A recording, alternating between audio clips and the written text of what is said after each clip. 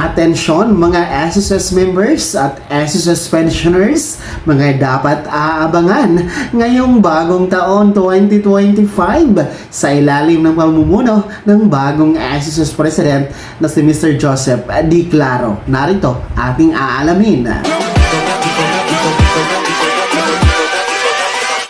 Hold up.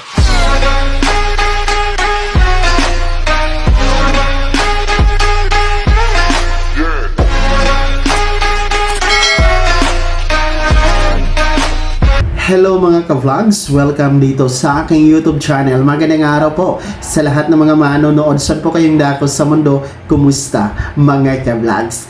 Ito na nga po ang ating dapat abangan ngayong taon 2025 dito sa ilalim ng pamumuno ng bagong SSS President na si Mr. Joseph D. Claro. Ang kanyang mga agenda at mga pangunahing prioridad sa susunod na taon, mamaya-maya ating pag-uusapan.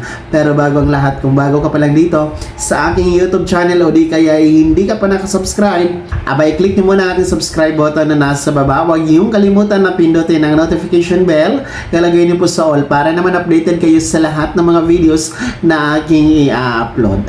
So narito na mga SSS members at mga pensioners maging ng ating mga beneficiaries. Sa pagbati po na inilabas po ng bago nating SSS President nitong pagdiriwang po natin ng Kapaskuhan, no, at sa pagsalubong ng bagong taon 2025, no, ito pong pagbati na official statement, no, from SSS President na si Mr. Joseph D. Claro ay kanya pong nilatag ang kanyang agenda kung ano po ang prioridad, ano po ang pagtutuunan ng pansin sa susunod na taon 2025 at sa hinaharap. So una po ay ayon sa kanya ay kanya pong pagtutuunan ng pansin ang pagbibigay ng dekalidad na serbisyo at benepisyo para sa ating mga miyembro, benepisyaryo, maging ang ating mga pensionado. So ibig sabihin, tuloy-tuloy po ang pagbibigay dito sa proteksyon ng SSS para po sa lahat ng mga nasasakupan nito, mga miyembro, mga ka-vlogs, no? Including the beneficiaries and the pensioners. So, nasa agenda naman po talaga yan ng SSS. So, pagmimigay po ng iba't ibang benepisyo, hindi naman po yan siya nababawasan, no? Bagkos ay nadaragdagan po yan, no? Kung meron po mga bagong ilalatag, no, na programa, no, itong ating mga commissioners, no, kaakibat ng mga management dyan sa SSS. So itong pagbibigay ng kalidad na serbisyo at benepisyo, tuloy-tuloy yan, no, gaya po ng benepisyong pautang, no, SSS salary loan, pension loan, yung ating calamity loan, yung ating restructured loan, educational loan, no, mga 3 months advance pension loan na ino-offer ni SSS para sa mga kababaihan, yung tinatawag natin na maternity benefit, no, sa mga nanganganak o manganganak na mga miyembro na mga babae, no, yung ating sickness benefit, total disability benefit, no, tinatawag natin na pensyon, no, iba't ibang klaseng pensyon, ilan lamang yan sa mga benepisyo na tuloy-tuloy pong papaigtingin, no, dito sa bagong liderato, no, ng SSS. At ayon po kay Mr. Joseph D. Claro, isa din po sa kanyang pagtutuunan ng pansin ay ang pangangalaga sa pondo ng SSS. I think mahalaga ito, no, dahil kailangan talagang pangalagaan ang pondo sa SSS na hindi po ito maubos, hindi po dapat na malagay ito sa alanganin, hindi po ito dapat malagay sa hindi sigurado, no? Baka makompromiso po ang pera ng SSS na galing po sa mga miyembro na para po, no, o kailangan sa ating mga benepisyo. Dahil kung mawawala or magkakaproblema ang pondo ni SSS, talagang mga miyembro po ang unang maaapektuhan, no? Dahil paano na lang po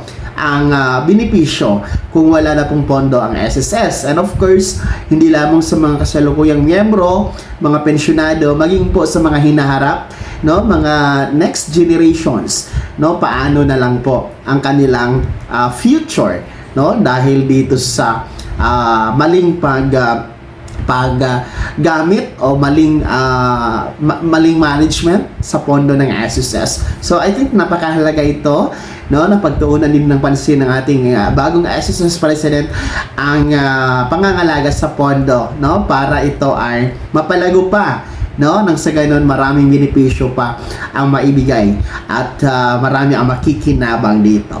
So yun po ang ating mga aasahan, no, kung inyo pong iisipin yung sinasabi po natin, basic lang naman, no, na responsibilidad as SSS President, pero napakahalaga yon na i-maintain nang sa ganun po tuloy-tuloy po, no, ang SSS, no, dahil next year ay magiging 68 years na po ang SSS, no, talagang matagal nang nagbibigay ng proteksyon sa bawat Filipinong miyembro, kaya napakahalaga ang mga agenda yon. And let's see kung ano pa po ang aabangan natin next year, lalo-lalo na yung mga naamtalan na iba pang mga benepisyo gaya ng second tranche, pension increase. So hindi pa yun siya nababanggit ng ating SSS President, pero let's see po, no, tingnan natin next year kung ano ang magiging stand ni Mr. Joseph Declaros sa usapin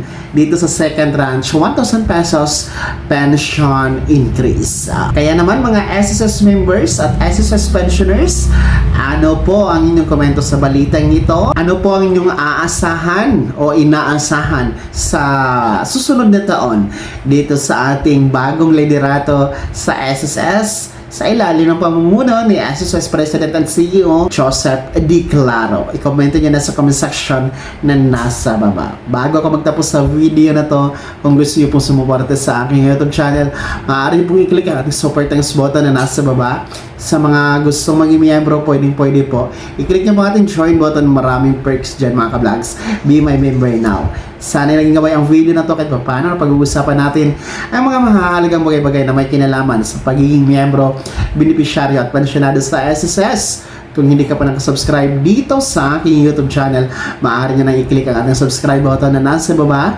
Huwag nyo kalimutan na pindutin ang notification bell, ilagay nyo po sa all para naman updated kayo sa lahat ng mga videos na aking i-upload. Maaari nyo rin i-like ang video na to. Kung meron ka pa mga katanungan, maaari nyo i-comment sa comment section na nasa baba. Paki-follow na din po ang aking official Facebook page na nasa screen nyo. Muli po, ako si Daniel Timpawan na nagsasabing dito sa aking YouTube channel, pawang katotohanan at lahat totoo lamang.